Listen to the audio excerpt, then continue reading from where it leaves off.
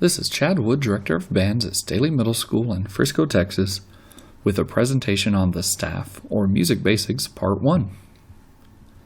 You can download this page and more theory worksheets at staleyband.org/theory. Remember, at any time, you can pause this video if you need more time to write, or rewind the video to hear the information again. As always, the first thing we'll do is write our name at the top, and it says the staff is the foundation for all modern music. There are 5 horizontal lines that make up the staff. Now we're going to draw the lines from the bottom up to the top. 1, 2, 3, 4, 5 lines to make a staff. Bar lines are vertical lines that break the staff into smaller parts called measures. A measure is the space between 2 bars. So you can draw bar lines down or up, but it's important that you note that they are breaking apart the staff, and the space between them are called measures. Double bar lines, or the final bar line, is found on the last measure or end of the song. It is made of 1 regular bar line and 1 thick bar line.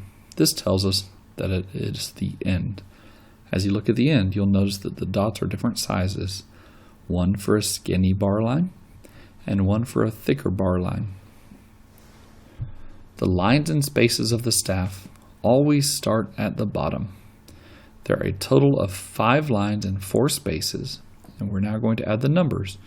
Remember from our previous slide that we always start at the bottom and we go up. 1, 2, 3, 4, 5. The spaces also start at the bottom. 1, 2, 3, 4. Notes are musical symbols that are placed on the staff to tell a musician how low or high the sound is. We'll sometimes call that the pitch. And then can also tell us how long to play, and we'll sometimes call that the note duration. Here are the most common note symbols. A whole note looks like a circle. Notice it is empty on the inside. A half note's also an empty circle, but it has a line attached to it. Quarter note looks exactly like a half note, but it is filled in. And then eighth notes look like a quarter note, but we can add what we call a flag or a beam. The beam connects 2 or more eighth notes. 16th notes look very similar to 8th notes, but we add an extra flag on a single 16th note, or add an extra bar to 2 or more 16th notes. Pitch is how low or high the sound is. The lower the note on the staff, the lower the sound is. The higher a note is on the staff, the higher the sound is.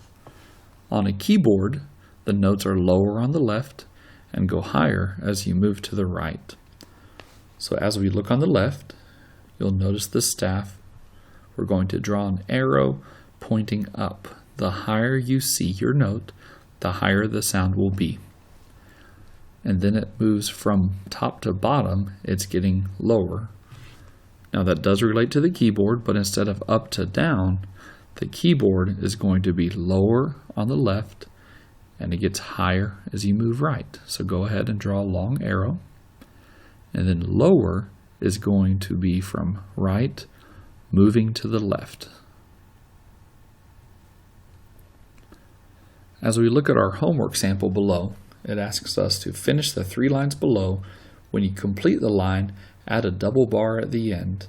You'll notice that we have our 3 stars here, reminding us to add a double bar.